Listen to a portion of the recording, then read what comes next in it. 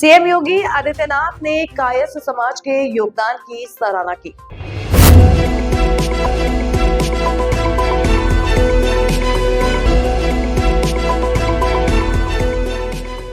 गोरखपुर में मुख्यमंत्री योगी आदित्यनाथ ने चित्रगुप्त मंदिर सभा की नवनिर्वाचित पदाधिकारियों एवं कार्यकारिणी के शपथ ग्रहण समारोह में हिस्सा लिया। यह समारोह गोरखपुर क्लब में आयोजित किया गया। कार्यकारिणी का चुनाव जुलाई माह में संपन्न हुआ था। मुख्यमंत्री की मौजूदगी में सभी निर्वाचित सदस्यों ने शपथ लिया। मुख्यमंत्री योगी आदित्यनाथ ने संबोधित करते हुए कहा कि कायस्थ समाज यहीं पर नहीं, पूरे देश के अंदर समाज एक प्रबुद्ध समाज माना जाता है। इस समाज से जुड़े हुए विभिन्न महापुरुषों ने देश के लिए अपना विशिष्ट योगदान दिया। उन्होंने चित्रगुप्त सभा से कहा कि उन सभी महापुरुषों के चित्र मंदिर में लगने चाहिए। याद रखिएगा, अपने महापुरुषों के गौरव से ही वर्तमान पीढ़ी प्रेरणा लेती है और आगे बढ़ने का रास्ता प्रशस्त करती है। शालीनता और सज्जनता किसी व्यक्ति के अपने गुण, अपने संस्कार हैं, लेकिन उस शालीनता और सज्जनता में भी राष्ट्र प्रेम और क्रांति के ज्वार छुपे हुए हैं। यहाँ नेताजी सुभाष चंद्र बोस ने भी दिखाया था, जयप्रकाश नारायण ने भी दिखाया था, स्वामी विवेकानंद ने भी दिखाया था और लाल बहादुर शास्त्री ने भी, और मुंशी प्रेमचंद की लेखनी में भी। कोई ऐसा दौर नहीं जब इस समाज ने देश के लिए बहुत कुछ योगदान ना किया हो। पिछले हजारों वर्षों से ये परंपरा चली आ रही है। यहीं पर नहीं, पूरे देश के अंदर कायस्थ समाज एक प्रबुद्ध समाज माना जाता है, पढ़ा लिखा समाज। और जीवन का कोई ऐसा पक्ष नहीं है, क्या धर्म का, क्या अर्थ का,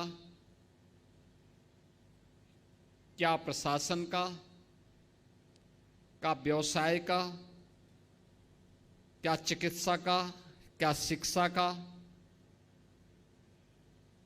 जिसमें इस समाज से जुड़े हुए विभिन्न महापुरुषों ने अपना विशिष्ट योगदान न किया हो।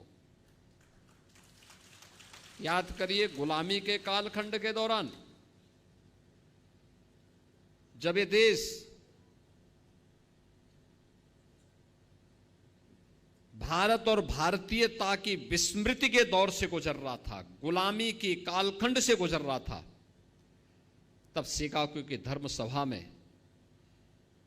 इसी परंपरा में पैदा हुआ एक सन्यासी दुनिया के सभी धर्मगुरुओं के सामने इस बात का उद्घोष करता है कि मैं भारत की उस परंपरा से आया हूं जिसने सदैव मानवता के कल्याण का मार्ग प्रशस्त किया, और जो दुनिया के सामने इस बात की उद्घोषणा भी करता है कि मुझे गर्व है कि मैं हिंदू हूं। और स्वामी विवेकानंद, याद करिए, इसी परंपरा में तुम मुझे खून दो मैं तुम्हें आजादी दूंगा का उद्घोष करने वाले नेताजी सुभाष चंद्र बोस पैदा हुए। यानी कलम का ही नहीं, तलवार की भी पूजा की है, और दोनों के समन्वय से ही समाज और राष्ट्र की व्यवस्था चलती है। याद करिए, स्वतंत्र भारत में भारत का संविधान कैसे बनना चाहिए, उत्तर दक्षिण पूर्व पश्चिम क्षेत्र, भाषा, जाति, मत, मजहब, इन सब को एक साथ एक मंच पर ला करके खड़ा कर ले।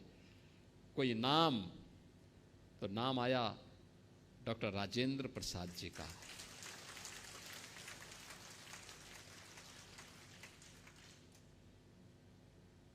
डॉक्टर राजेंद्र प्रसाद जी का।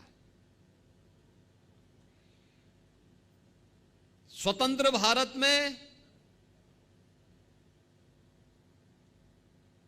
बार बार दुश्मनों के द्वारा किए जा रहे हमलों का जवाब देने के लिए कैसा प्रधानमंत्री चाहिए,